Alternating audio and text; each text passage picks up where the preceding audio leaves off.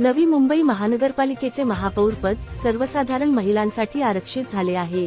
या पार्श्वभूमीवर भारतीय जनता पार्टीमध्ये कॅबिनेट मंत्री गणेश नाईक यांच्या समर्थक गटातील अनेक ज्येष्ठ आणि प्रभावशाली महिला नगरसेविकांची नावे महापौरपदाच्या शर्यतीत आघाडीवर आहेत। मात्र या निवडीत एक अनोखी अट चर्चेत आहे, ती म्हणजे बेलापूर येथील पारसी किल्ल्यावरील महापौर बंगल्यात कुटुंबासह राहण्यास नकार देणारी महिला नगरसेविकाच महापौरपदावर बसवली जाण्याची शक्यता वर्तवली जात आहे।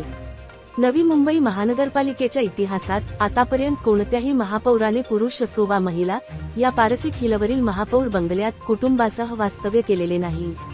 तरीही या बंगल्याच्या देखभाल दुरुस्तीवर करोडो रुपयांचा सरकारी खर्च झाल्याचे कागदोपत्री दिसून येते।